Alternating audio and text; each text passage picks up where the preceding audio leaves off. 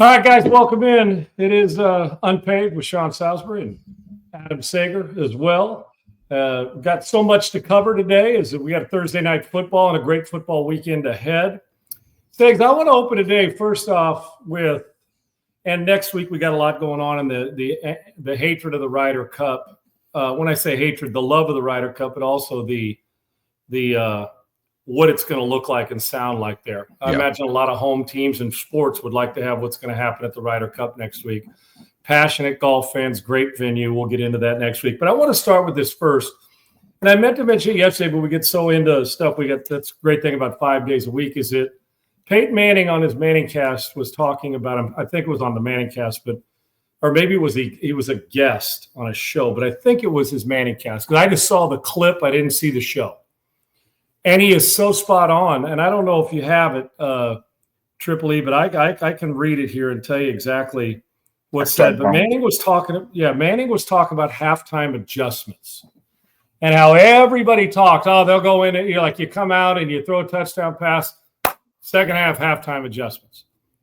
All that time you got to go in there and you could maybe plug some tape into the first half. Right. Boom, you're making halftime adjustments, right? Well, he said this, and Triple E will try to pull that up. It says, I don't think I ever made a halftime adjustment in my 18-year career. It's the biggest myth in football. The halftime adjustments, you eat a couple of oranges and use the restroom. He is spot on. Come in at halftime, I would always get a candy bar or two, Nestle's Crunch from my equipment guys. They handed it to me and walked in. It was like to get that extra burst of energy. That was number one. Bam, candy bar or two, depending on how hungry you were. Now, and to sustain the, sugar, the energy, and Triple E's got it. And Manning said that about the adjustment, about that you don't do anything. You go in, you grab something, you maybe eat an orange, or if you're hungry like I did, you eat a candy bar while your guys are going pee, guys are taking a piss, guys are getting ready to chime in, going in and retaping an ankle. Everybody's kind of just, shoulder pads come off. If you want to change the undershirt because you're sweat, put another one on, whatever it is. It's maintenance time.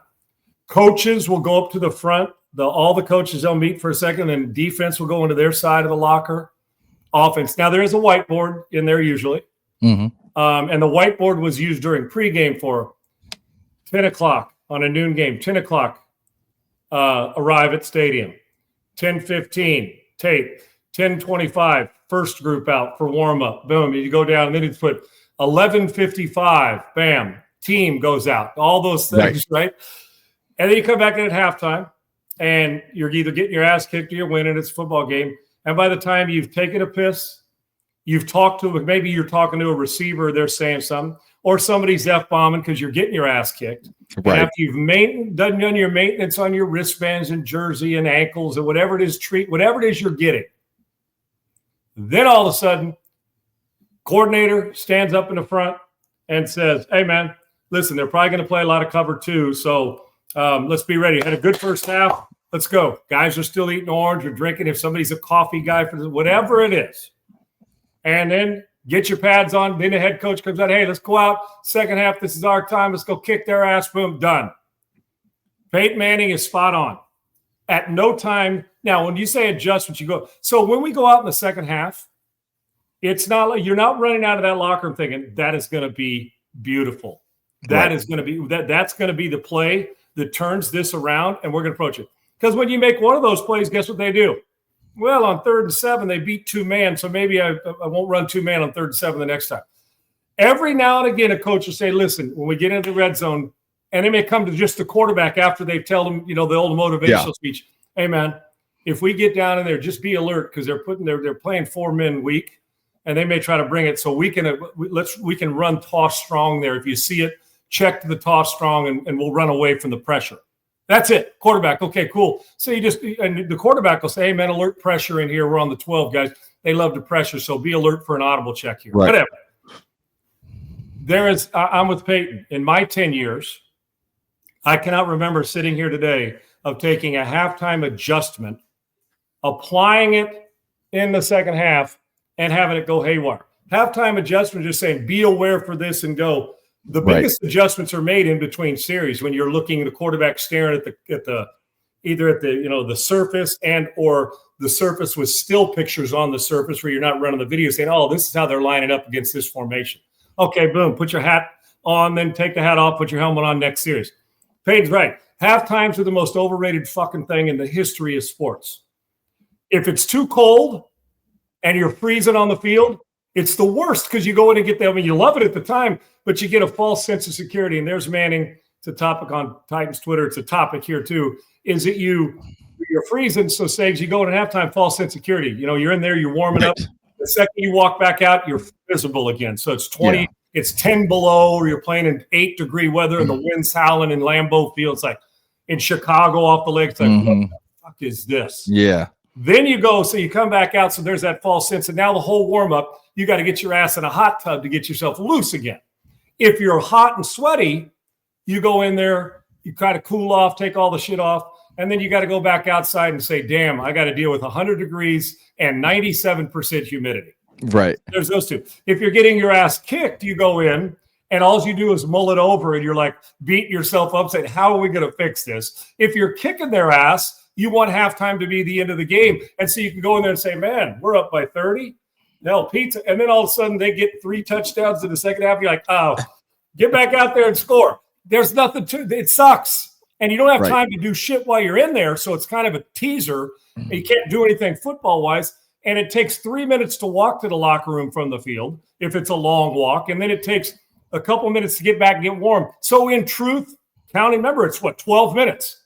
So in truth, you're in there, 6 minutes? You ain't getting shit done adjustments at halftime. If you couldn't adjust for 6 days during the week on the practice field, you ain't adjusted in 6 minutes at halftime. The adjustment is, I am getting my ass handed to me. I'm either going to fix it or I'm going to continue to get my ass handed to me. Or I'm kicking their ass and I'm going to keep kicking their ass with the way we're doing things. So halftime adjustments, Peyton's spot on. And he saw far more plays than I did, but I can tell you, I've never left the locker room saying, what an adjustment. We are going to kick their ass in the second half. Ever. Now, you may do this. Hey, we've run the ball. And the right guard's getting hammered or pulled, or you can't. The outside, somebody's disrupting the game. You're playing Reggie White, and it's like every time we've run at him, we're averaging 1.3 yards a carry. So the adjustment simply when you get over there before you go out, hey, we're going to run away from Reggie White now. There you go. And you didn't need the adjustment. When you walked in, you told the coach, hey, can we quit running over there?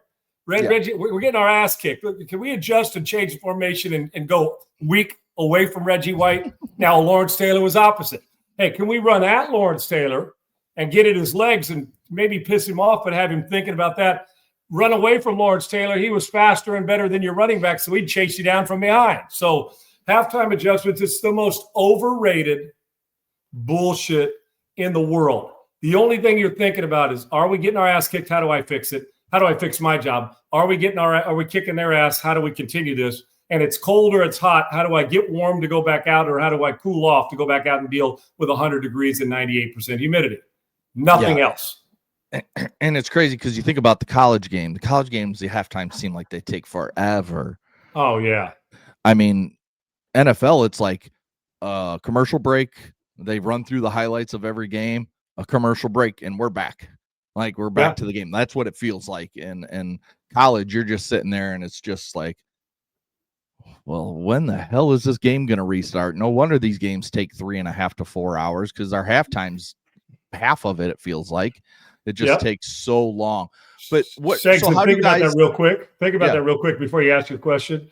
You talked about it, and think about it. If you go down, let's say you're watching on TV, and it's not the Super Bowl, which takes an hour and a half, so we can watch Beyonce dance on stage or Morgan Wallen sing, right? It's like, damn, okay, there's a halftime show, and we'll see you in 90 minutes. Or you just played a whole new game, so you're screwed in the third. You'll be trying to get yourself back into football mode. Thank goodness it's the Super Bowl.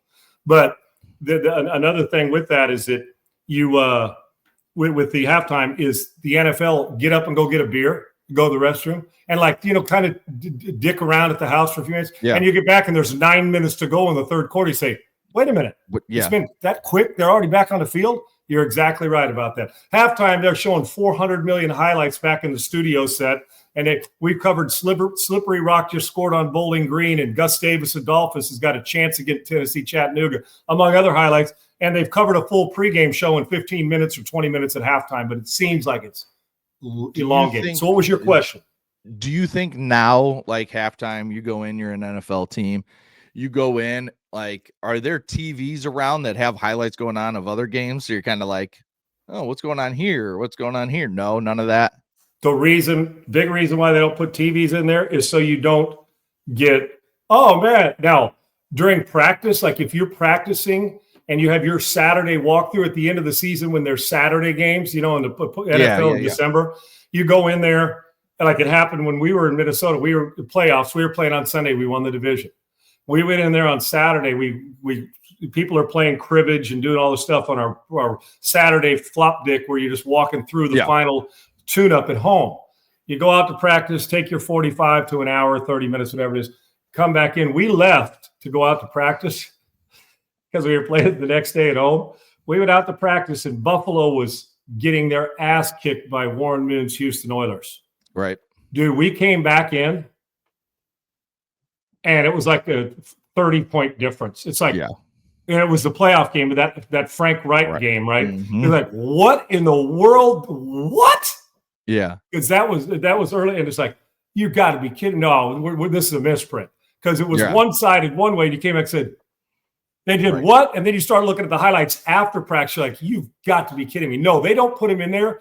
But you could watch the game in their day before. There's a TV in the card room, down there where you're eating lunch. But no, as far as in the locker room, in the NFL locker rooms, home games. Now I don't know, Segs. How stadiums now have it where like they practice where they play, where their locker for practice is their locker for their games. But where I played in my career. The only place we had where we practiced, I played was when we won my Grey Cup in my 2 years in CFL. Yeah. We had our locker rooms was like an underhand, a rock to the playing field. So they were there. We practiced there, and we didn't have an indoor practice facility when it was. And in Winnipeg in November, it's about -30 wind chill, and we had to practice outside. We never had an indoor, and we never missed practice. It was like, well, we'll take this off. It's too cold. I remember they took and had to shovel out. We had 20 yards to practice with one year and you could see the snow all piled up behind us. It was that cold. The snow couldn't melt. And we had to practice outdoors. So talk about learning how to be a good, bad weather player. You either dealt with it or you were, and Mike Riley, the former SC coach and, Charger head coach, who was phenomenal, and Nebraska coach, he was our coach there. But that's how we did it. But no, there's no TVs in there for that reason, Sigs. Oh man, we're getting our ass kicked. I wonder how our opponent's doing that we're playing next week. Because then you get caught up in that. Although it might be a good idea because then you're either pissed because somebody said something about your team at halftime, or you're watching another team and you're kind of taken away from the distract. But you're not even in there long enough. A commercial break's going to last longer than you're in there when you really get the time between the walks. So there is zero. If you're making adjustments at halftime, then you've been in a locker room that I haven't seen, because most of these, most of them are just scrambling around. And if some guys stay in the training part of the room, where it's taken them 9 minutes to get treatment, they haven't heard a damn adjustment anyway. And it may be somebody who's an integral part of what you're trying to get done. Yeah, it's an interesting process. You always hear it, and I feel like, because you do see some teams come out and it feels like they made adjustments, but it's just kind of, it took them some time to get their feet under them in the game, and that's kind of just the reset they needed to come out and go. You've had 12 minutes to mull over how bad you're playing. Yeah. And so it starts to sink. He said, I'm tired of this shit. I'm tired of getting beat, or we're kicking their ass, and the confidence is the guys are pumped up in the locker room before they go out, right? But there's not adjustments.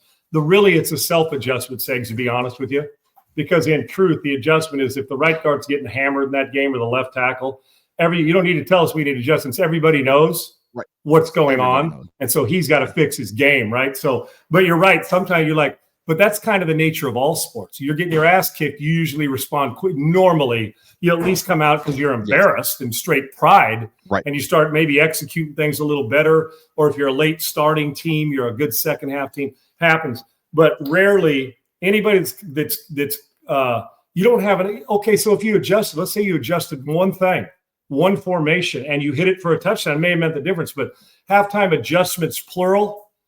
Never happens. You don't have time to, and plus guys are too big on, okay, I got it. They're still focused on the game plan.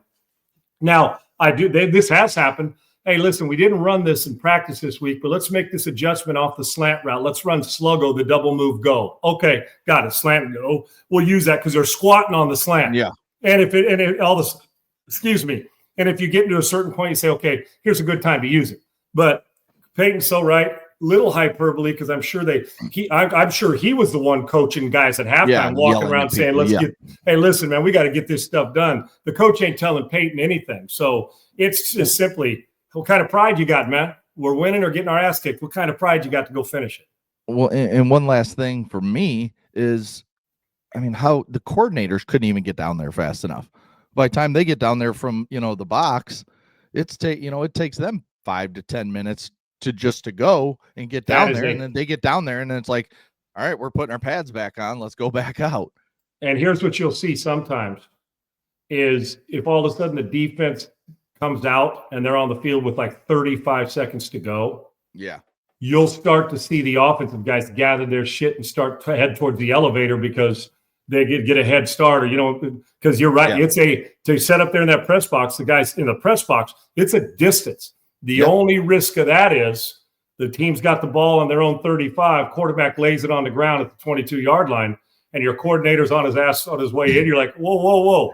Then you just, hope you got something in the game plan. But normally they all leave, and you're exactly right. By the time they get in there, we're 4 minutes, 5 minutes in, man. You're 3 minutes away from having to go back out, and they got to pee and do that. They got to talk to their other coaches to find out why their group's not doing their thing or they are. So, listen, you got 6 days to do it and some adjustments on the sidelines. Halftime's not the elixir for your ass kicking. I got news for you. Well, I don't think we'll need too many halftime adjustments for the Bills tonight when they face the Miami Dolphins on Thursday Night Football. They're still, I just checked literally seconds ago, they're still an 11.5-point favorite at home. The Buffalo Bills are. The over, which means a 14.5-point favorite, Segs, because they get 3 points as well. You get 3 in my mind. And the over-under has jumped to 50.5 from 49.5, so just up a point. But is there anything you think the Dolphins can do to stay in this game? Tua hasn't looked good this season. Tyreek Hill, you could just see is angry. Every time Tua misses a throw by 10 yards, he's throwing his hands up, jumping around. Mike McDaniel sounds like he's not even involved with the way he talks, like with reporters and stuff. It's like, what is this guy on? Like, what has he been drinking? Has he been doing a little something else? Right. Like, it's just nothing looks good in Miami right now. Not the defense, not the offense, not the coach, not the coaching staff. Nothing is going right for the Miami Dolphins. And now, hey, you get to face one of the top 3 teams in football at home with Josh Allen playing like Josh Allen always does. And he always kicks your ass anyways. So, I don't know. Do you give it any kind of chance to Miami? The chance, at least if they show up, maybe. Yeah, I was going to say, don't miss the team bus and have a chance. Right. That's 1. 2 is see if you can kidnap and put a ransom on Josh Allen so he's not playing. Yeah. And I mean that in a joking manner, but you get my point. Can you watch your rhetoric? Oh, yeah, my tone? Yeah, my rhetoric. What it is? That you know what that's called? That's political. I'm inciting political violence and saying, go kidnap.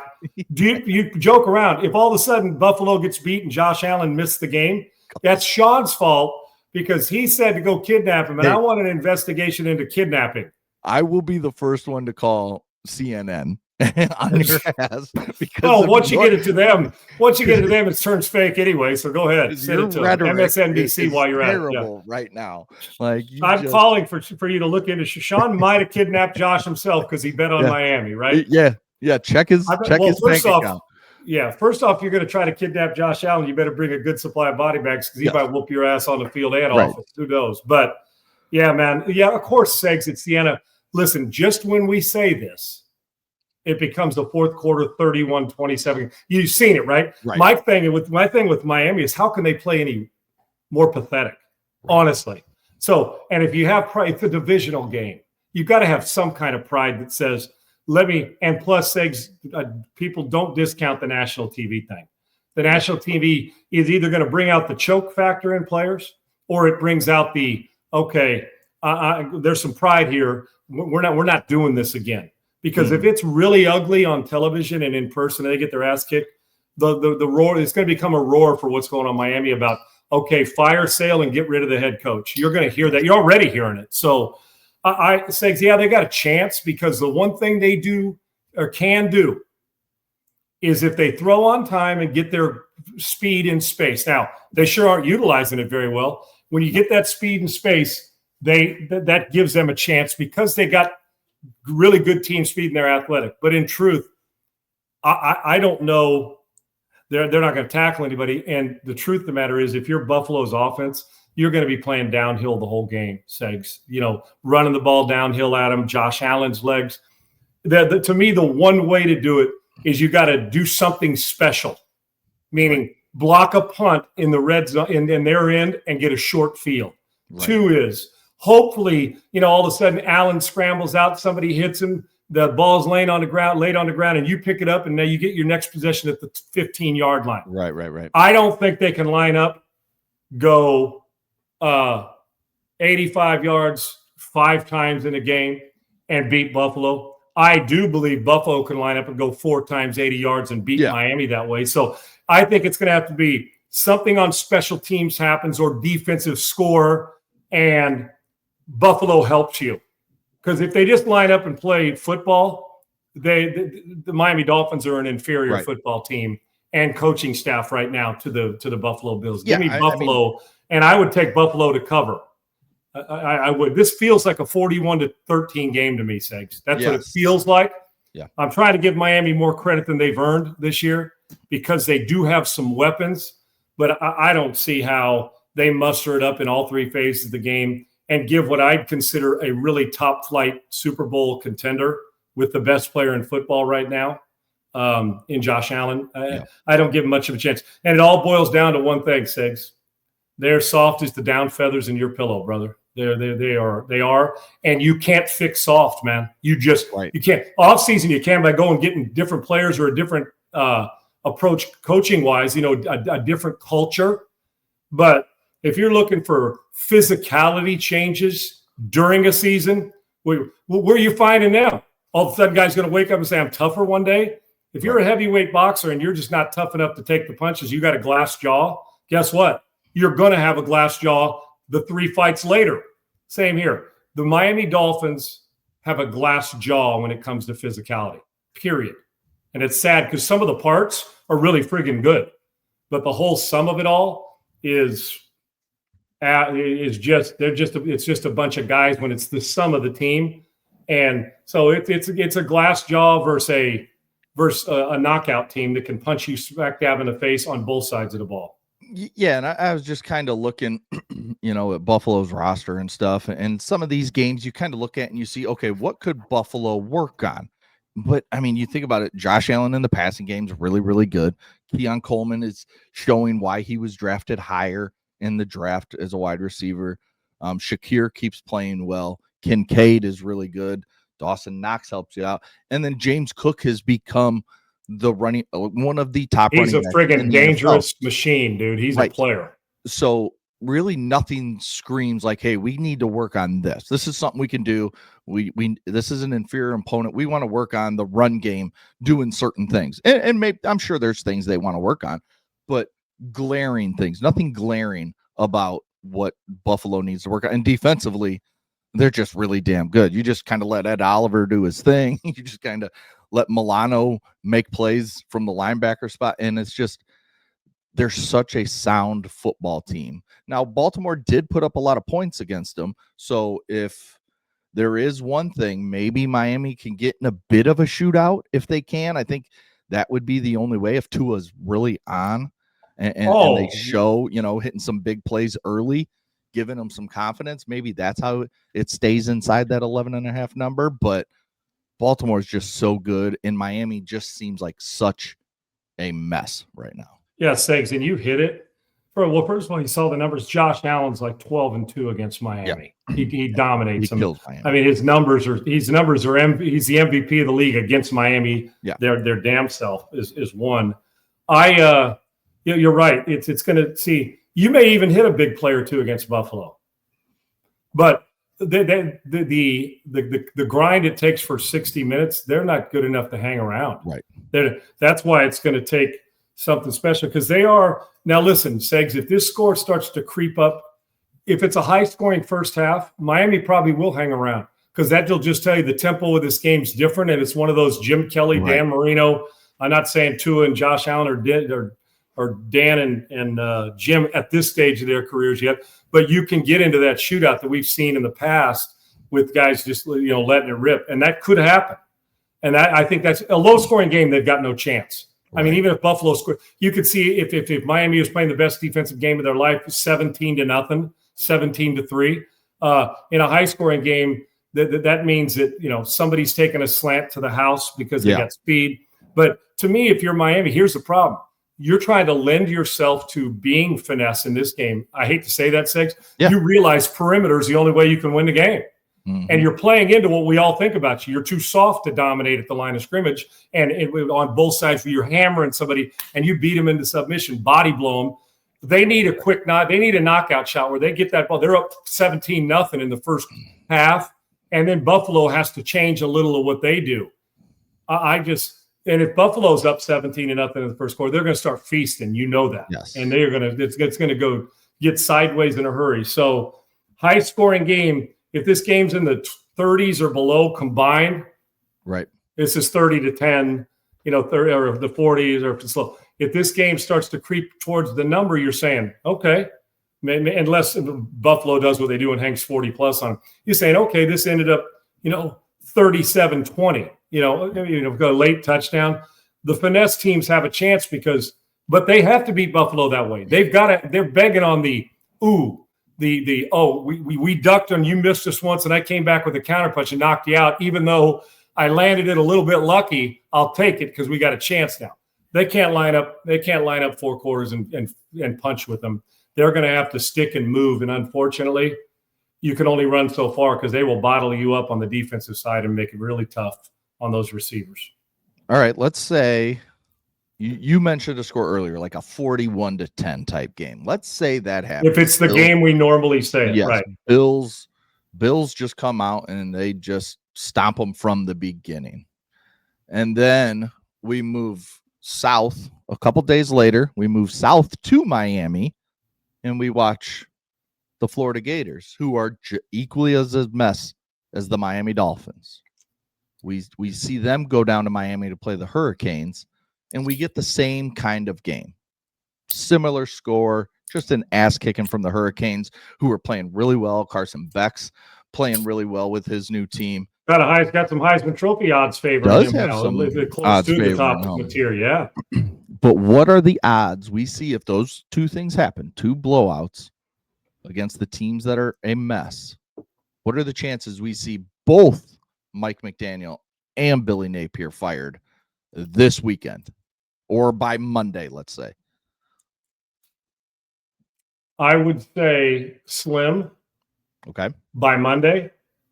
But I would say Florida's got too early for McDaniel. Yes. Okay. No, I think it's too early for Napier because didn't he get a new contract? Didn't he get a new contract? And I think when you see that, you say, okay, Billy's done we started to look like we're supposed to look last year at times, right? And he gets a new contract. I almost think you'd say, let's wait. Let's see how this shapes up in October. So I don't think Napier lose now. Segs, if you're talking about like you said, that it's a 44 to 10 beatdown, and it's embarrassing for University of Florida. Maybe put it this way: there's no NFL and college team in the same state anywhere near the danger or the hot seat that those two are on at the same time in the same state. No doubt. You're right about that. I would actually think that the patience with McDaniel is growing thin because even more so because of the way they get their ass beat. Meaning the physicality part, like you can't change the culture, man. This is who it is. And I know that would seem odd because NFL coaches are usually the ones to go with an interim coach more often than college coaches are, for the most part. So, but if you're asking me if this happens 2 or 3 weeks in a row and both still have their job and they're just underachieving to the point where it's killing recruiting on one end, and the Miami Dolphins are just humiliating themselves on the other, and there's no sign of getting better, I could actually see both being done by the midway point of both seasons or sometime in October. This would be one more, put it this way, Six, this and one more like it if it's a badass whooping. The trend is too long for both. You're probably going to make a change, because with the Florida, you know what they're going to say? We're not maximizing our quarterback who threw 5 picks against LSU. Right. When it's Miami, you're just going to say, as a roster, we're not maximizing shit. We're supposed to be a playoff team, and we just can't play in cold weather. How much better is it going to get the later the season goes? Because the colder it gets, the more chance you got to beat the Miami Dolphins in a run game in late November, December. I don't know if both make it through the season, but if you're saying here's a futures bet on Kalshi, here's a futures prediction, only one's going to make it, I would take the yes, that only one's going to make it. I would take that chalk. If you say 2, 1, or none, I would take 1 on my bet. That would be my one. But I think I could lose out, because I think there's a chance by the end of the year that both have new coaches. Right. Okay. Yeah. And I just looked up Billy Napier's contract. His salary for 2025 is 7.4, and then he's owed another 22.8 over the next 3 seasons. Makes it tough, Segs, to just jump out and do it right now, because you're hoping that your quarterback and him can turn it down. The thing about that, Segs, think about this. Going into last year, before he got the contract, there was talk about Billy getting fired, and then they turned it around. It's like, bam, one, and kept, started taking care of their business. So I think that's bought him a little time, maybe the extra month that you're not. But if it continues to look like this in the offense, and he will not give up the play calling duties, yet, unless that's changed this week, but he's refused to do it. And his quarterback threw 5 picks, and Lagway's lagging behind what we thought he was going to be this year, as are a handful of quarterbacks in college football, right? At big places, Texas being one, Florida being another. 2 of the 5 best that they thought going in were going to be those 2, and neither one of them's playing like one of the 5 best players at their position in the country, and it's not close. Right now, you'd take Mateer and Beck over Manning and Lagway. Going in, you wouldn't have taken either over the other 2, just on the predictions of where they're going in the draft and what it's going to look like at the end of the year. So, yeah, I think they're both going to struggle to make it, but when you sign somebody that quick and quit on them that quick, even though optics say, damn, Billy, you got to get this turned around. Clemson and Florida and Texas are 3 pretty shocking teams. And you know what? Florida's schedule gets brutal, Segs. Yes. Florida's schedule's not easier. So what do you mean? Hell, it'd be miserable on an interim coach to have to come in there and try to fix it. Their schedule's brutal. So I think, though, with the contract that you're going to give Billy a little more time. Unless Miami Dolphins turn it around big time, I don't see how Mike McDaniel makes it through the season, or if he does make it through the season, is doing the draft with his general manager for the Miami Dolphins next year, back to San Francisco as an assistant, possibly, if that's the case. Yeah, and so Billy Napier's buyout is 85% of whatever's remaining at that time. So after this season, his buyout is just shy of $20 million. But so if that's 10% of 20 million is 20, you're talking about 15, 16 million bucks. Yeah. So you mentioned the schedule. They play at Miami this week. Then they welcome the struggling Arch Manning and Texas Longhorns down to Gainesville. Then they go back to Texas to play Texas A&M, home against Mississippi State, who just beat a ranked Arizona State team on that crazy last play. And then they get the Bulldogs of Georgia. Then they go to Kentucky, at Ole Miss, home against Tennessee, home against Florida State. So if you want schedule that's very, very hard, look no further than the Florida Gators. That's as difficult a schedule as you're going to find. And I don't know what the power rankings say about it. That's as difficult a schedule as there is in the country. There can't be 3 teams with a tougher schedule. There can't be. And that's where I come back to where, yes, college football, you get to make your own schedules. You get to call this school, outside of your conference. You get to call this school and say, hey, let's play. But Notre Dame, Yes, they played 2 hard-ass opponents, right? First 2 weeks, lose both games. Now they don't play. The best team they play is your USC Trojans the rest of the season, the last 10 games. And we still don't know who they are defensively just yet. So you play USC, the best. That's the best team by a little bit, in my opinion. Yeah, Boise's okay. You got a couple decent games in there. But when you look at the schedule of Notre Dame, then you look at the schedule of Florida or another SEC team, and you say, how do these 2 teams play for the same playoff? That's kind of in my head. That's why, you're talking about how does Notre Dame with their schedule keep getting a semi-hall pass with that? Yes. Like, I just feel like Notre Dame should be in a conference. They should be in the Big Ten or the SEC. I don't care which one. Hell, join the SEC or ACC if you really want to. I could care less if they were in the ACC, any of the 4. I know, right now I'm at the point now where I'm saying, listen, and then we can stop all the nonsense because the naysayers are always going to hammer Notre Dame for that, right? They just are. And the people who love Notre Dame may not want the conference because they like the fact that if it gets down to 2 teams, records equal, the committee is going to lean to Notre Dame because it's a brand, man. It's a freaking brand. And they'll tell you they don't, but that's bullshit. They're in that. And listen, what Coach Freeman did for that, what he's done at Notre Dame in last year was phenomenal. They had a great year, but they're not running the same. You're right. So Florida goes and runs the table in Notre Dame and they end up with the same record from here on out. You're like, how do they belong in the same playoff I belong in after looking at the teams I've had to play compared to them? No doubt. And I actually am a big proponent of, I think sometimes a quality loss is better than a ass-whooping win against a team that doesn't belong in the schedule. I do. I actually go in thinking, it's kind of like the credit report, Segs. Think about a credit report. You work your whole life to get your credit right. And so you have a credit card you open up. You're building credit, right? And you build that credit, and you got $5,000 on it. And you got 2 of them. And you look at your credit. Why did my credit report go down? Well, you're carrying too much credit card, your monthly payment debt, right? Whatever. Yeah. Whether you're starting out, or for some, if it's 200,000 on their American Express, whatever it might be. Right. And then all of a sudden you're saying, well, how does this credit thing work when you're first starting out? You're fresh out of college, right? I got to build my credit, right? And then all of a sudden you're saying, well, okay, then you pay it off. You got a bonus, so you paid the $5,000 off, and you still get punished. You're like, well, what? I got punished for this? Yeah, I got punished for this. And then the other side of it is then you say, well, I don't quite understand this. I paid it off, which is quality. Why am I getting punished?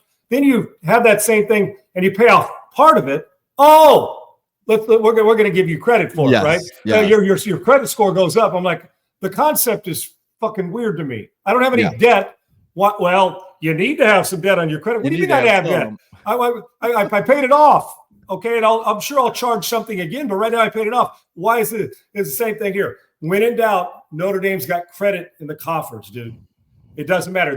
Their loss, their victory against the team they're supposed to beat will always hold more value than Florida getting beat by 3 points by Alabama or Georgia, whoever it might be. And it's just the weirdest concept. But I know a loss is a loss. But you tell me what's better, a team that schedules, that has Florida's schedule in the eyes of them. Yeah, we hold it in high regard. But if you lose to Texas A&M by a point and Notre Dame beat whoever, South Dakota State, as good as their program is, right? I do believe in quality losses. I do.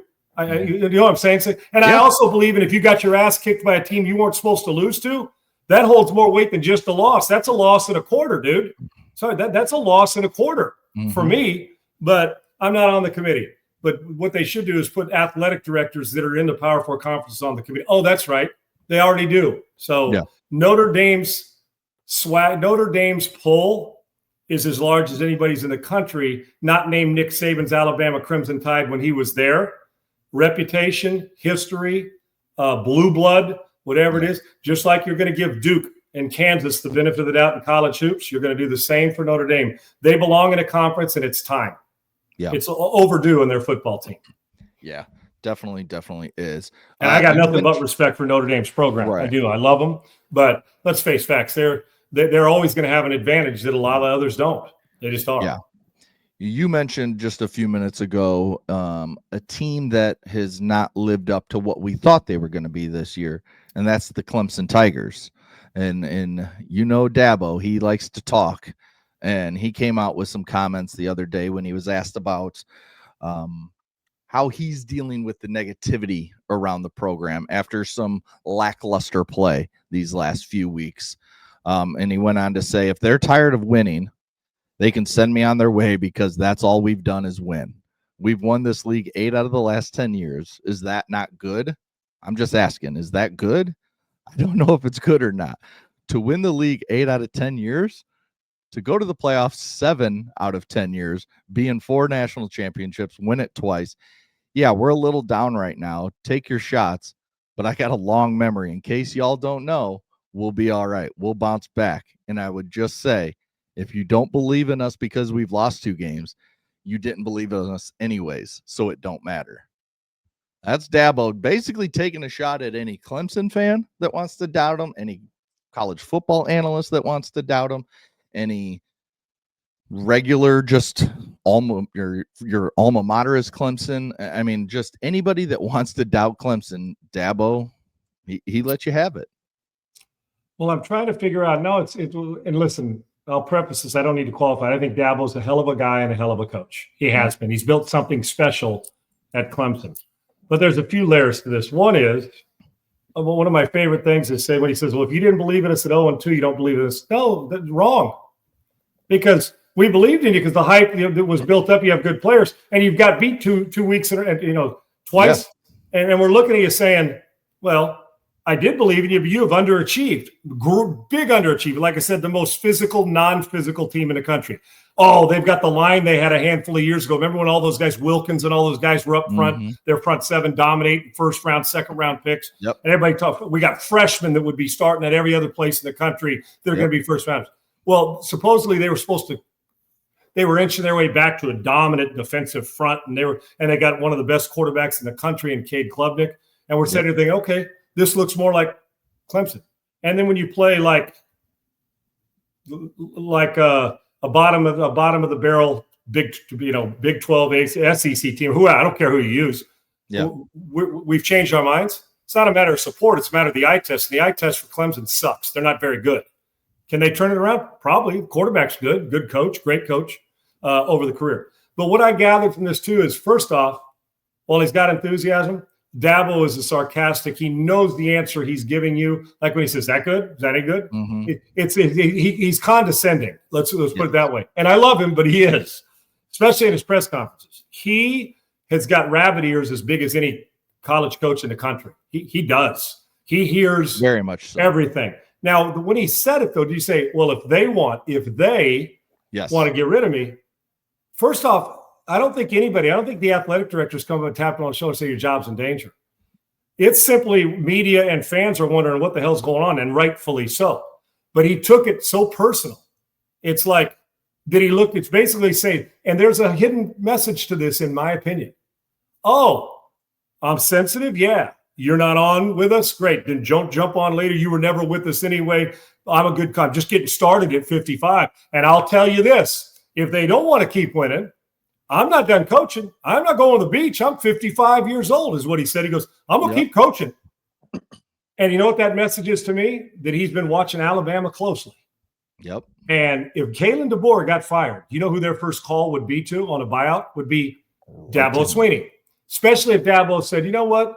I'm ready to go back to my alma mater, because all the time Saban was there, the heir apparent was going to be, or at least the narrative was Dabo Swinney.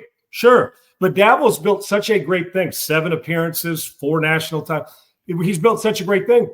You want to be the guy after the guy, but you also want to say, well, like Vince Lombardi did with the Packers, like Belichick with the Patriots, Andy Reid with the Chiefs, Nick Saban with them, Roy Williams, Dean Smith at Carolina. What these guys are doing, Bill Self at Kansas, is you've been around long enough. You don't have to go do it at UCLA where John Wooden was. I can be the John Wooden at Kansas, right? If that's what we want to call it in a poor man's way, because nobody's John Wooden. So It's the same thing with Nick Saban. First off, you always want to be the guy after the guy, which would be Dabo Swinney or somebody else if Kalen DeBoer doesn't make it. So there's that hint of, you guys do know I'm an Alabama guy and I'm a really good coach. So if I'm the athletic director and the president of the school, I'm like, oh, why is he talking to us? We haven't had that conversation. Why is he so sensitive? While there is talk, you're not winning. You should probably just say, you know what? We should be criticized. We're going to get better. Hopefully we'll convince you guys we're a better team. Yes. I'm not going anywhere. I've been here long enough. I'm a Clemson Tiger, and we're building something special. But the sensitivity, you would tell your players, don't be emotional over this. Dabble wears it on his sleeve. But there was a sense of a little insecurity. You know, when guys are insecure, they talk more. They talk more. Yeah, and they keep trying to emphasize to you, was that good? Was that good? They're looking for validation and looking for approval. Dabo doesn't need our approval. He's a great football coach, a great spiritual man, and a hell of a recruiter. He's done it all. But Dabo's a great front runner on some of this too. And I don't mean that against it. It's not negative. Affectionate. Like I said, if I was an AD, I'm interviewing Dabo because what he's done to a program that the last time before him they won a national title was what, Danny Ford? Years and years ago at Clemson. Yeah. I mean, it was a long time ago. So he's been phenomenal. But don't think that the hidden meaning, and I'm telling you right now, when he's standing up there giving that press conference, you don't think he knows the Alabama situation as we sit here and speak? You're damn right he does. So, but the one thing you gather from this, passionate, sensitive, rabbit-eared, but wants to win, kind of projected what the fans or media are saying nationally on his own university. Yep. And the truth of the matter is they're not very good right now. And sometimes you could just step up there and raise your hand and say, I'm not doing a good enough job. We're getting our ass kicked and we got to get better. But Dabo gave the it felt like it's an I confess somebody else did it message. You know what I'm saying? I confess it ain't on me. Because if you guys want to get rid of this successful head coach and this program, I'm going to go somewhere else and kick somebody else's ass. And there's a place in Tuscaloosa that's reeling a little bit right now, even after a win. And, they got a great quarterback. Wouldn't it be great if I could go there and coach that guy? You know, don't think – now, he may never leave, but the guy after the guy. Don't forget that. The guy after the guy. And that guy's Nick Saban. You don't want to be the next guy. You want to be the guy after that because at least you got a fighting chance. So there you go. It's interesting, too, because, he talks about like, if you didn't believe in us, like you mentioned earlier, if you didn't believe in us, you never believed in us. Well, I mean, I just pulled up an NFL mock draft just to see. We got Cade Klubnik in the top 15. We've got TJ Parker, the edge rusher, in the top 15. We've got Peter Woods, the big defensive tackle. He's in the top 15 of the mock draft.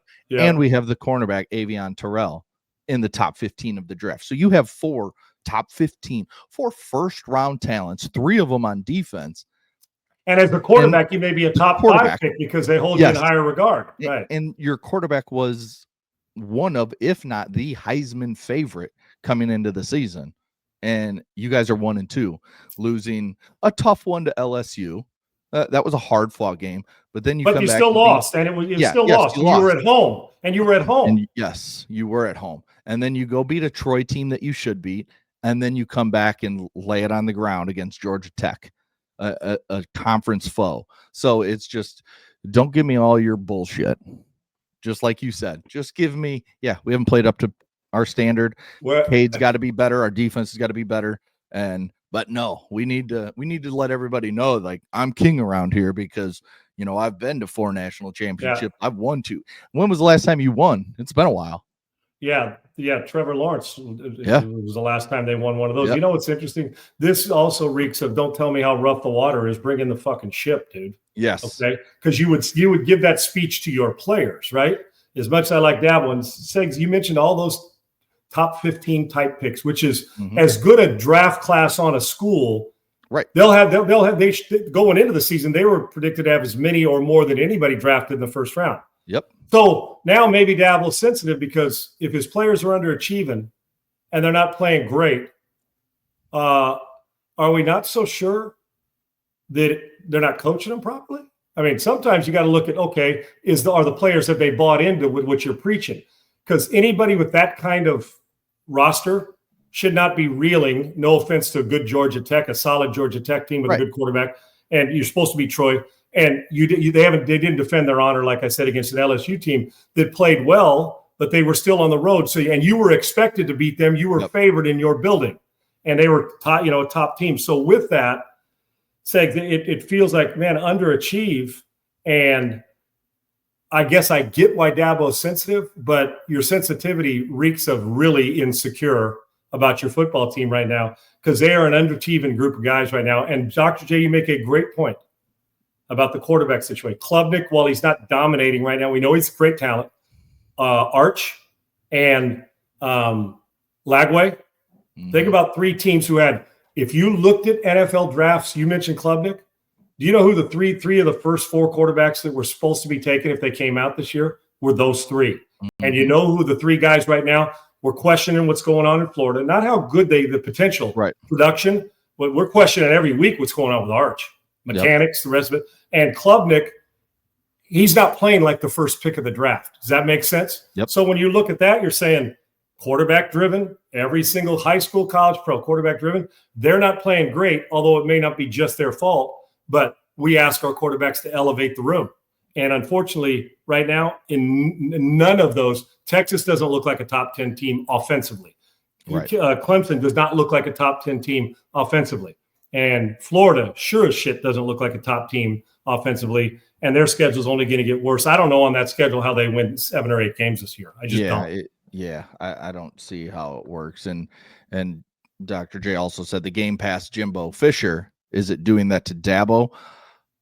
It's close, but I do think that Dabo, and the one thing he was criticized for by Clemson fans is the fact that he never used the transfer portal. Never. He just That's never his fault, because the rules fit it. Yeah. It was all about recruiting for him, and he wanted the young kids coming in, and he felt he could just keep doing it without bringing in transfers. Well, while he was also losing transfers. I mean, he lost a big defensive tackle to Michigan this year, Trey Williams, who's playing really well through the first few weeks for the Michigan defense. And he doesn't replace those guys. He just thinks young guys should step up. Well, he's starting to now bring in the transfers this past year, and he wants to develop that part of their program. You know what's interesting, and you're speaking of Dabo still, right, Segs? There's one thing cut out. Yeah. Yes. Is the interesting thing for me, too, is it reminds me of Krzyzewski when he was at Duke. Remember early about the one and done. Calipari's doing all this at Kentucky. And Cal, I'm recruiting 8 guys that are the top 8 McDonald's All-Americans. There's 7 of them are going to play one and done, because the seventh man the second guy off my bench, my seventh man is going to be a first-round draft pick. Right. The 8th guy's a freshman that when those guys are gone, will be the 3rd pick of the draft next year. Yeah. And so Cal just said, I'm building it, and they're going to do it at Arkansas. Keep an eye on, we talk about Texas Tech. And you already said, look at the Arkansas basketball program's NIL. When you think Calipari went to Arkansas because, it's Arkansas, it's SEC, and SEC's become a great basketball conference. But Cal goes there, you know why? Well, we got Waltons, and we got the Tyson Foods, and we got all these. We talked about Texas Tech money, what they're doing for football. Arkansas is doing the same thing, and they may do it for football as well. There's a ton of money there. They're tapping into it. And Calipari ain't going anywhere in college that is not going to give him every ounce of dollar like Dan Lanning at Oregon. Cal's not stupid. He knows that, just like he recruited one and done. Well, I got to get these players. The freshmen are better than the juniors. I'm going to get those cats. And Krzyzewski sat back and wasn't going to deal with all that. And then finally it's like, I either got to beat him or join him. The rules tell me I can do it. So he started getting them, and they started getting better, and that led to, a team in position to win another national title, right? Even though it wasn't. Let's see, did Hubert win not Hubert Davis, but did they win a national title post Krzyzewski? They've been in the final and close to. Well, last year they were in the final as well.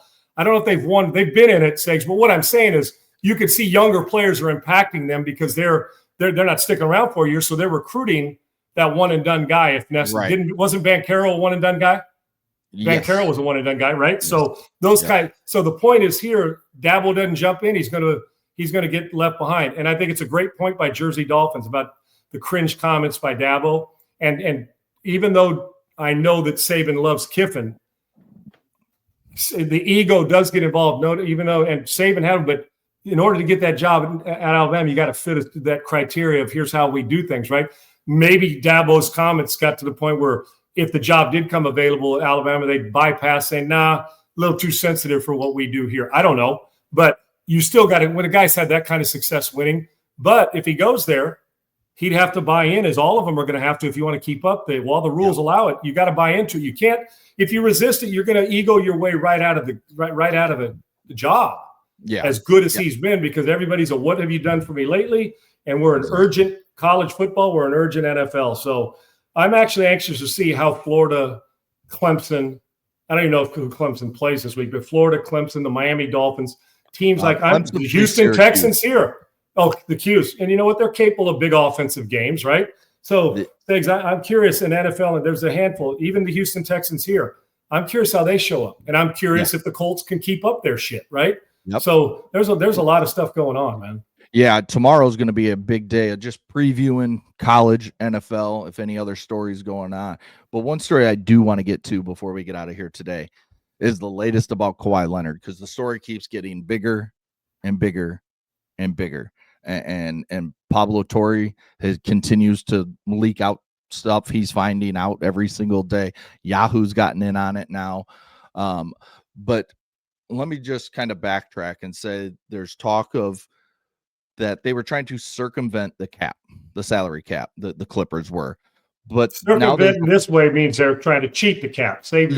Yes, save some money, spend it on another player for the bench or whatever it is.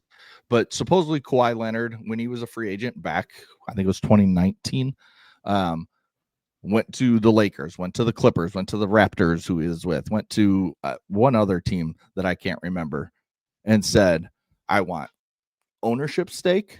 And this is through his uncle, Dennis Robertson, who kind of represents him in a lot of different ways. And everything, right? Yes. Right. So ownership stake, use of team plane whenever he wants it. So if someone else has it, nope, he wants it, he gets it. A brand new house, which we know in LA is a mansion that costs probably $15 million at least. And then he asked straight up, this is from Yahoo. This is how Yahoo put it. He asked for reputable site. Yes. No show endorsement deals. A certain amount of money. Like say he's supposedly got $7 million per year from this aspiration endorsement deal. So if it was $7 million, he said, I want $7 million basically for nothing. I just make it an so no show deal. Meaning you don't show up for what you don't have to do anything. You just sign the contract. You just get paid because you're an endorser, but you don't have to go cut a commercial. You don't have to walk into a studio like we have at radio stations and sit there. It's the old college job for recruits, right? Where you're watching the sprinklers come on. That's what this is. Exactly. Yes. So that's what he asked for. And now Pablo Torre's found out all this and he's put it out there. And like I said, the story was shocking when it first came out. And then it kind of lost some luster. But over the last few days, it's back exploded because Mark Cuban's gotten involved showing how the Clippers were able to circumvent the cap and what they were really doing. He should know. He owned the Mavericks. He gets exactly. So just a lot of stuff. And that now we have possible punishments for Kawhi and the Clippers. But we did talk about this last week, I believe. Does Kawhi asking for that stuff, does that just rub you the wrong way as a former player? As I don't care how good you are, like you asking, remember there was talk of Caleb Williams' dad supposedly asking for ownership stake if whoever he was drafted by. Oh, I don't mind him asking for it, but I wouldn't give it to him. But go ahead, right? Yeah. So, I mean, does it just bother you as a former player? Say if you're a Clipper and you say, Kawhi's asking for what? Well, like, I just got my salary and I got a few endorsements through my people, but now he's wanting the team to pay him extra money to not do anything. Like that kind of pissed me off. Oh, and by the way, dude's missed 45% of the games played since he signed this contract. Now you're on to something as well with that. Segs, you talk about branches and layers to this shit. Yes. One is Kawhi Leonard and Ballmer both need to be suspended for a significant amount of time. If you're going to suspend some dude for playing fantasy sports or betting $60 on a game or more, there's no it's just a different sin. If you say fuck and I say shit in front of a kid, we're still cussing, right? Mm-hmm. Or you cuss on air. The FCC doesn't come back to you and say, hey, man, you said the F-bomb, he said the S-bomb, both you can't say or drop a C-tail on the air, right? Right. The fine's still $250,000, dude. I don't care what your sin is. That's the sin. In this case, it's a big sin. because you're manipulating. I mean, you're complete. And think about the layers you have to do to manipulate it, and the owners involved. You got to set him down. The problem with suspending Kawhi Leonard is no big deal because that's load management he gets every year anyway. So, now you may not like it. I mean, hey, we're going to suspend you for 30 games. What do I care? I'm going to miss 45 due to load management anyway. I'm going to give you 50 and I won't play a full game. Do I respect Kawhi Leonard's career? Absolutely. Has he been a great player? Hall of Fame? Absolutely. Championship, all that. Mm-hmm. I started to have disdain for the Kawhi Leonard situation at the end of the way he got out of San Antonio. And then when he goes back there, as much as I love Pop and I hope Greg Popovich stays healthy and everything, and I know he's retired, and I mean this with all respect, but he's not above criticism still, is when he stands there and grabs the mic in the home arena and tells everybody to not boo Kawhi Leonard. Just shut up. Just stop it, okay? Go back and talk more politics. So leave that alone. So I started to get it there. Then he goes to Toronto, roundabout, perfect storm, wins the championship. Yep. But we've started to see – and I always looked at Kawhi as the quiet San Diego State, right, Segs? San Diego State. Worked his ass off. Great perimeter defender. Yeah. Oh, and he became a scorer and could do it all, a triple-double guy, scorer, defender, that he was a lockdown guy, a great perimeter defender. And then he got to the point where 25, 26 became – when they lost with Duncan and all those guys, he became the guy. Right. And I thought, okay, man. And he didn't say much. I'm like, man. Other than that laugh, which was eerie, that we don't like, when we see all the gifts and stuff. But then it felt like things changed. That the star, they're going to give me nights off. I'm going to create nights off. At this stage of his career, he's not worth a free new house. Sorry to tell you. Or use of the team playing. I get it, but how much needle is he moving outside the team he's on? Good player. The problem is I don't get you for a full season ever. If you're going to criticize Joel Embiid, you're going to criticize guys that are hurt on a regular basis that just don't quite Anthony Davis, then you got to criticize a guy who's not only hurt but takes days off when he's healthy. And a lot of them, Mr. Load Management. So much respect for his career. And one, if you're a teammate, you're saying, well, get what, dude? First of all, you got enough money to buy your own your own NetJets pass, save it, but you want to get it for free. But a house and all this, stop it, dude. That guy wore number 23 in Chicago and 23 in a different number in LA, and he's still playing. Slow your roll. Good player championship, but the difference you're making, and you got to play 82 a year or 80 a year for me to even consider that. And then the money. Hey, who doesn't? Yeah, I want to get paid by everything, and I don't want to show up to work. You don't get load management in the construction business. I mean, what a shitty slap in the face your team is. I don't ever blame anybody for asking, but it's also the ownership. To him to ask that, I'd have laughed and said, dude, we love you. We're paying you all this money. You can have 25 hours a quarter on the team playing when it's not in season. And, hey, we'll pay your down payment on your house, but the rest is on you, dude. I mean, I pay you enough to do it. You're a super max guy or whatever it is he's making, right? Yeah, it's like it starts to reek of Kawhi Leonard. Everything matches of who people think he is now. Yeah. And then when you're cutting these corners, we're supposed to hold owners to higher standards, correct? And when they know this is happening, it's just basically saying we are going to cheat the system and hopefully not get caught.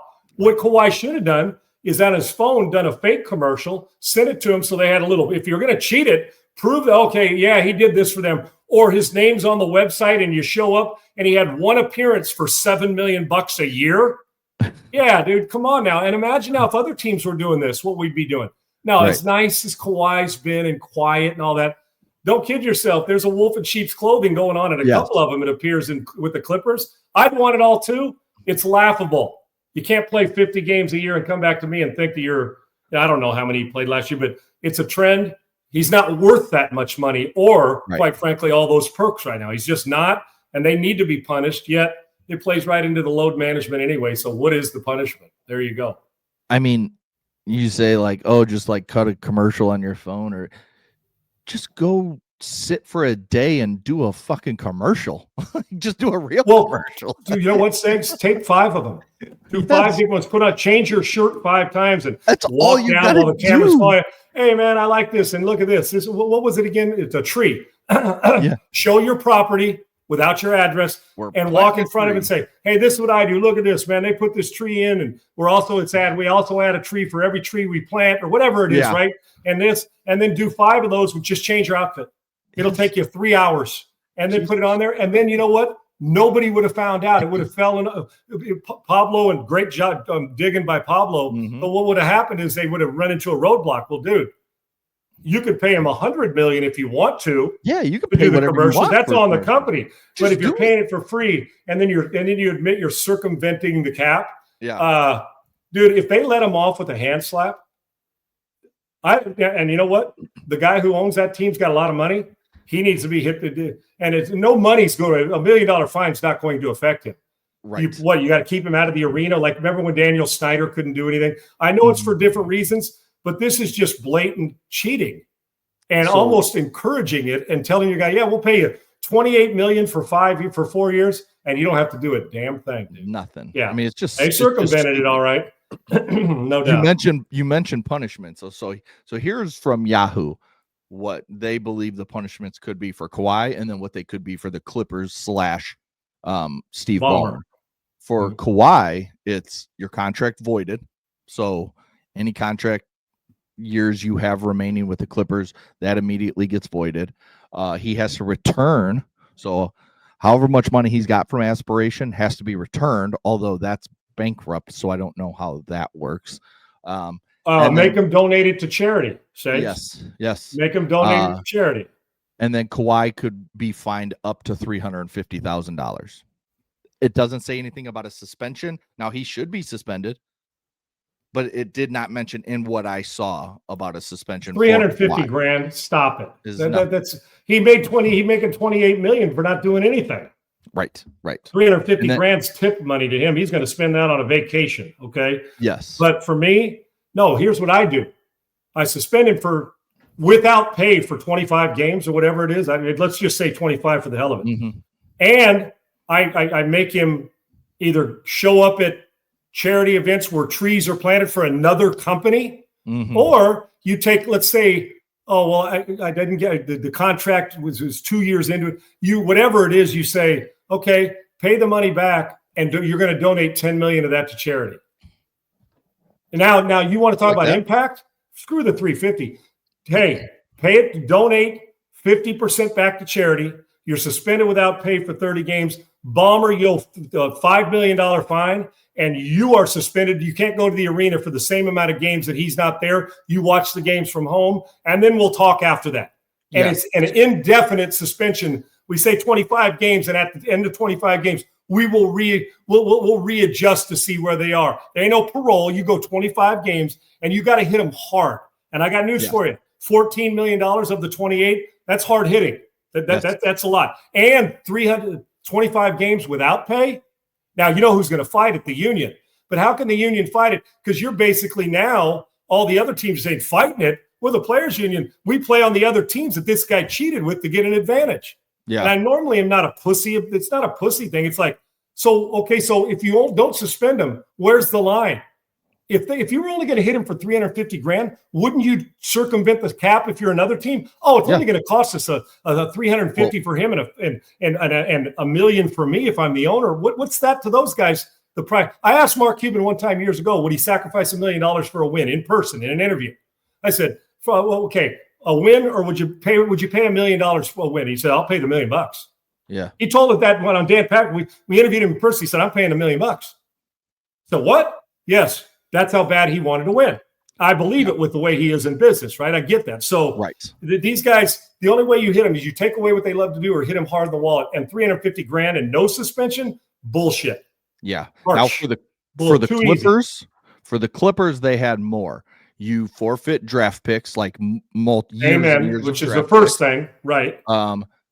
Suspend Ballmer and any other front office person that knew.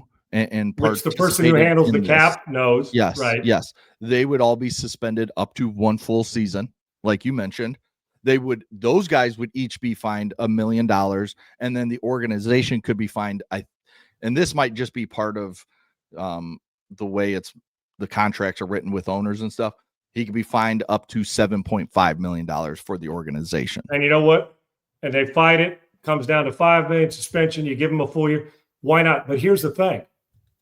If you're going to hit the Clippers that hard, they can win without Ballmer and his enthusiasm. And that's not affecting their performance. Right. Yeah. So you're doing this. So the guy who took the money and has all these provisions gets $350,000 and no suspension after he made $28 million to do nothing. And he becomes a free agent. Because you're going to say, like anybody else, oh, it's Kawhi Leonard. If I can get 55 games out of him, hell, I'll get 25 a game and good defense. I know he's going to beg out of 25 of them or be hurt. Right. Okay, but he's going to go get money and not have to pay back anything that you earn. Come on, man. You got to hit the player just as hard as you hit it. Now, the organization, because they're held to a higher standard, but you can't hit the player who makes $8 billion for $350,000 and he doesn't have to miss a game possibly. Yeah. No, I understand not giving him a year, but 25 games without pay, that'll sting. Yeah. For everybody. And that's called being a bad teammate because you put the organization in a bind. Simple. And the organization played along. This investigation is going to take some time, but it's going to be fascinating to see what continues to pop out every few days, every few weeks, whatever it may be, until this. You're not going to hear the end of this, Segs, until we're part of either halfway through it. We'll be in 2026 before this is even solved. Yeah, or even close to it for that point. There's talk of after the All-Star break. There you go. When they I was about to say sometime in March or April of next year. Yeah. That's what I envision. All right, and one more thing wrapping up. I just saw this a little bit ago too. It's NBA related, so let's get it in right before the end of the show. Talks of NBA Europe, a new league that will start in either 27, probably too early, but 2028, be all over there. We'll have teams like Real Madrid. It'll kind of be like a lot of the soccer teams, PSG, which is there in Paris. Manchester United is going to start a team. And then there's and those soccer clubs got a lot of money, Segs. They're a lot of money. Some of the bigger organizations already in Europe will join the team. It's supposedly right now they plan on starting with 16 teams.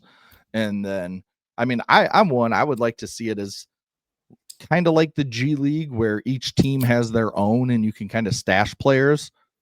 I hope it's something like that where you can draft a European guy and then boom, he goes to, once you get 30 teams over there, boom, he goes to Manchester United. If it's the Bulls, they're partnered with Manchester United. They can get their own guys, but if I draft someone from France and I'm like, okay, he needs 2 years in Europe, boom, that's the team he's on. And they can develop them how the Chicago Bulls it becomes a G League type of thing with a pro league getting probably paid a lot more money. Yeah, get more money and better basketball. Right. Oh, no question. And some physical basketball because, too. I mean, let's be real. The G League's a joke. I mean, Bronny goes there and does incredibly well, and then he walks back in the NBA, and it's like he's never played basketball before. So we need that better league, and hopefully that's what this can be, even if it's not for each team, and it's just a good spot for guys to go play after you draft them and say, hey, go sign with the team over there.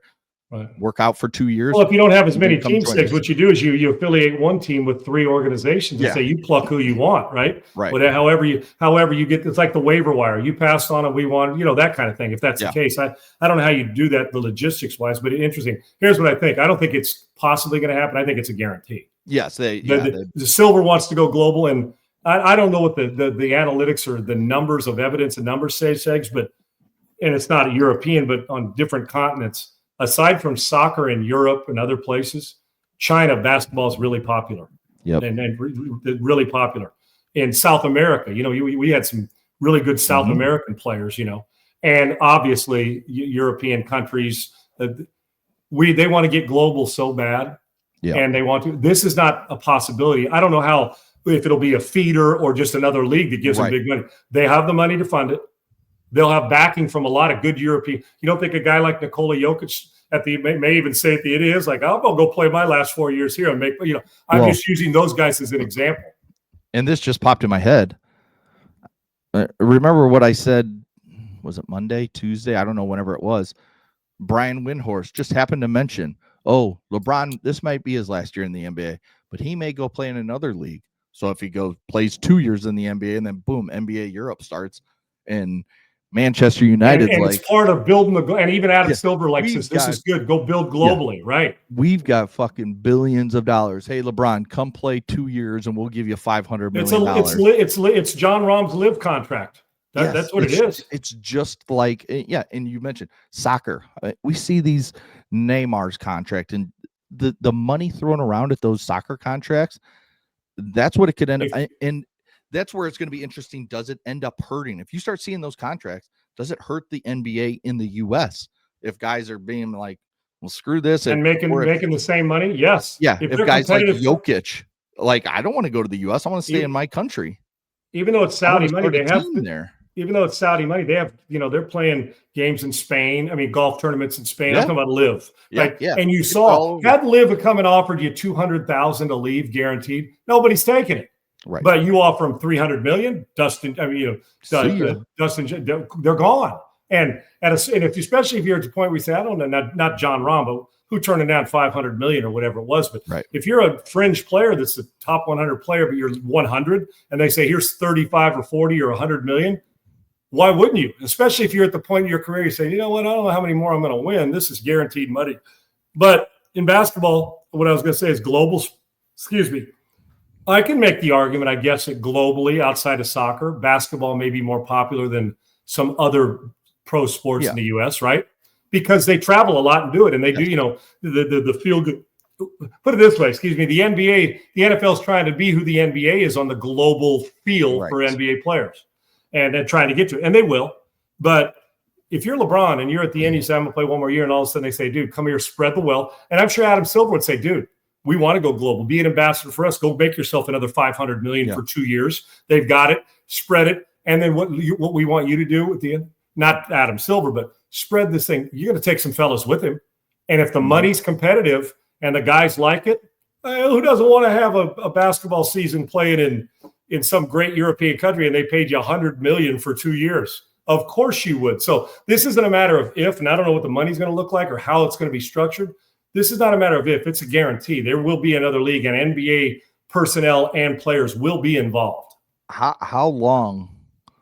Is it 10 years? Is it 15 years until we see this league that will start? They're saying by 28, this league will be going with at least 16 teams. Let's say they're at 30 teams in 10 years. Okay. Now you got 30 in the States. How long until it's just it's an actual world championship now, where it's like two different conferences? We got the East and the West right now. Now we play, maybe we keep East and West, however you want to do it. And then the champion now goes and plays the European champion. Why wouldn't you? We do in the Little League World Series. Series. And that's where if guys stop coming over to the States to play in the NBA and they stay there and that league becomes great, now you're making a lot more money. We're talking, they already make billions. Follow the money trail, though, brother. That'll be the end result. Follow the money billions trail. And billions, tens of billions of dollars each year. Right. The question for me would be if you match team for team, right? It was 30 in both, right? 30 in the NBA, so 30 teams in Europe. If you got to the point in a decade that you had team for team, my only concern is, will you have enough great players? Star power sells, right? Hence why spring football leagues have a hard time making it. Star power. Mm-hmm. We don't have the star power. People want star power. Even if the star power is a little bit aged or over it, they want star power. And so will you be able, fielding 60 teams, compete the two, and still all that money? Now, right now, Live, they got star power, dude. If it would have been, they got Terrell Hatton and John Rahm and DeChambeau. They've got star power. That's why they can still survive. And you see crowds growing. Depending on, I don't know what's going to happen with their merge or what have you. Same thing here. Will you have enough star power to make it a league where it's like, it's U.S. versus Taiwan in the Little League World Series. Mm-hmm. We're Little League World Series state champion, U.S. champion, and then we want the world champion. And then in here, does some team like in Manchester that they've put together, do they have enough stars for the star power to say, okay, it's us versus you. Let's go. This is a baseball this is a world classic, but it's on a day-to-day basis, our champ versus your champ, because you got a bunch of our stars and we got some of yours. And Europe guys would come here and some of the States guys would go there. It's going to happen because the money trail is going to tell you it's going to happen, and it is. Yeah, it's going to be a fascinating few years for the NBA. And maybe this is what they need, something like this, because I tell you what, Sean, I don't watch a lot of NBA because it's boring basketball. I'm It's a the bigger same college shit. hoops fan than I am NBA right now. Yes, I am too. And yeah, the and that bums basketball me may out not because be I as used to great. set my clock by NBA game six. Now it's to the point where if I catch the last 8 minutes of a game, I'm good. Right. I mean, it sucks too. I hate it. I watched a handful of Bulls games this past season. I didn't even think about the league pass, like watching. Now think about a decade ago, Segs, or 15 years ago. Yeah. You wouldn't have missed one. Anytime it was on, that was, even if it was your background noise that was on. Now it's like, not tonight. I'd rather watch a TV show or something. There you go. Right. Yeah. The NBA you used to tape the TV show and watch the NBA. Now, let me just, I'll catch the highlights of the NBA on SportsCenter and then I'll watch my show. Yes, that's kind of how it's got. So I think the NBA's got some fixing to do, but global at the top of it. Segs, before you close it out and tease what's up next is Flash Funding, guys. So grateful for the partnership, not only on here, but my partnership with them. And I'm also a customer. Flash Funding. Flash Funding is based in Houston, Texas, right here. Family-owned and operated company led by experienced factoring professionals. Sean, what's factoring? Well, here's what it is. Your company can't wait 30 to 60 or 90 days. Flash-funding.com to be paid for services provided. You've already provided and rendered your services from your business, and you're purchasing accounts receivable, turning invoices that may be paid sometime in the future into fast cash. That's who Flash Funding is. So you got your invoice, you've rendered services, and you're like, okay, now pay me. And it's 30 days, and it's 60 days, and 90 days. You're like, man, I'm trying to expand. I've got payroll to reach. And you say, well, how do I do it? Well, how you do it is you better get a hold of Flash Funding. As a customer, I needed it for my business. I did. And in 3 days after filled out the necessary paperwork that y'all got to go through, in a matter of 3 days, it was directed to my account so I could pour it into my business and meet payroll that I needed, but also meet the needs I had to expand what I'm trying to get done. And that's who Flash Funding. They are going to collect the receivables. It provides factoring services for companies anywhere in the U.S., helping you maintain cash flow, which is so important. Listen, you can have the greatest business in the world without cash flow. How you expand it and reach your payroll, your immediate payment for your invoices is what Flash Funding does, the immediate payment, and let them go get those receivables for you. And for them, after they've, given you that upfront, which they did for me as a customer. So you need that fast cash. You need that cash flow for immediate payment, for factoring services, giving business owners financial security, giving you the freedom to expand. And who doesn't need both of those? And finally, meet payroll and explore new opportunities. You don't meet payroll, guess what? You lose quality employees. That's who Flash Funding is. Apply with us, review our customer credit, buy your invoices so they can go out and collect the receivables and give you the cash, transfer funds directly to you. It took about 3 days for me to get mine on my business. They'll do it for you. It's Flash Funding. Those factoring services that you can't wait 90 days to get paid from services you've already rendered. Working capital in a flash. Flash-funding.com. I'm proud to be a customer and proud to be a partner now, and so grateful for their commitment to this show and what we're doing here on Unpaved. Flash-funding.com. Good stuff today, Segs, man. There's so much going on, man. You need a 10-hour show to catch any of it, brother. You need to try and catch even a third of it. There's no doubt. And what I like about this college football weekend, and we'll break down some of these games tomorrow, is the good games we have this weekend are a lot of the teams we haven't even gotten a chance to talk about. Illinois, Indiana is going to be a fun one. Michigan, Nebraska, Miami, Florida, we'll get into a little bit. There's a lot of good sneaky games. Clemson, Syracuse, I think, is a sneaky game. So there's a lot on Saturday to watch and see what happens, because this could determine a lot in the conferences, the college football playoff. Illinois, Indiana, the loser could kind of just be out of the college football playoff just because of the brand they are. They're not going to go, 11-1. This could be the game that they need. So they're pushing for it, but they're not quite there yet, in my opinion. But a win this weekend for one of those two teams could launch them right into all that talk with all those other teams. And the Heisman Trophy is flat ass wide open materially, but there is still plenty of moving space for that. There's no doubt. And to make an impression, Segs, before we go, this will blow your mind because you've known me for a long time and know my kids. Mm-hmm. Dodge is getting married this weekend. That's crazy. And just so people know, Hawaii, Kona, Hawaii, golf and marriage. Now, it's a little sidebar blessing. It's good sun. He's not having it in the winter where it's freezing, but great. He's got a great fiance, great family. I'm proud of him. It's like, I cannot believe my kid's getting married. I know. Right? I got another one engaged, and it's like, wow. So we may have to, just for tomorrow. Monday we'll be back on because the time change. I'll be doing it live from Hawaii for our show at noon, as always, here Central. Yep. For the time change. Tomorrow may be, and we may have to adjust the time because depending on that. So people just be patient with us. But I'd love to say I'm doing the show at the same time tomorrow, but I got a kid and he's getting married, and as the dad, I probably have to be there. Just a hunch. Yeah, okay? and you get to fly to Hawaii. So I mean, let's just be truthful. You know, use your rhetoric. Don't. The first time somebody bitches about getting my bitch is it's a 7-hour flight or an 9-hour flight from Texas through LA to Hawaii. Yeah, bitch, I don't want to hear about you complaining. You're landing in Kona. Okay, so no doubt, golf courses are plush. The weather's good, and my boy's getting married, and I couldn't be more proud of him. Bring a tear to my eye, but we'll discuss that over the week. And by Monday, he'll be married, and we'll be able to talk about what the ceremony was like and if Dad made a fool of himself during the speech. Other than that, my son, I'm proud of him, and he's going to be a great husband. So he will be, and we'll get to talk about how bad your golf game was in Hawaii. Oh no, I'm gonna tell you, dude, I'm a solid ball striker. You're gonna solid ball striker. I went from the volcano to Hawaii, over under 109.5. Dude, I haven't shot 100 in 15 years. Okay, and even at Pebble I ain't shooting 100. I'm gonna tell you I'll tell you what I'll shoot the first round. 83, 82, possibly, unless that's if I'm just playing. If I 3-putt, no way. 90s. I'm not shooting in the 90s, and I'm gonna putt everything out.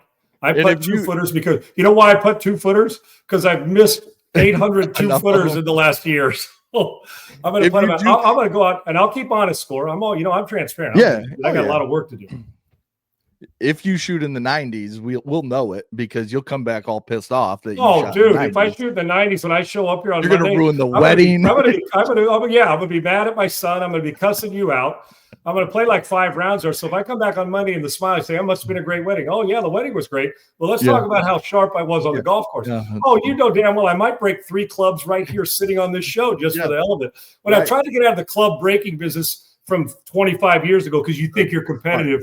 You're like, that's expensive. How about throwing the ball in the water? That's even though Pro Vs or the Bridgestone costs a lot of money. I don't even want to throw those anymore. Put a few range balls in to throw those with a stripe on it. But you're right. Monday morning shows up and I play bad golf. I'll be pissed until I get out Monday and play. You can rest assured I'll be wearing that emotion. Guaranteed. All right. Well, pay attention tomorrow we'll let you know what time we're going to do it, and find it on Twitter at Sean Unfiltered or Unpaved on Rumble or at Segs at Adam Sager. It's underscore, right? Seg, you got it. Are you an underscore? No, Adam G Sager. G Sager. Okay, no underscore. Adam so there G. you go. Sager, you can get that. We'll give you all the update on the time tomorrow, heading into the weekend. So we appreciate you being back to normal on Monday. Yes, and we'll break down all the football games and any breaking news that we get. Hell, maybe we get more Kawhi Leonard stuff as well. We'll talk about Always love talking about it. But in the meantime, he's probably resting on his couch taking load management.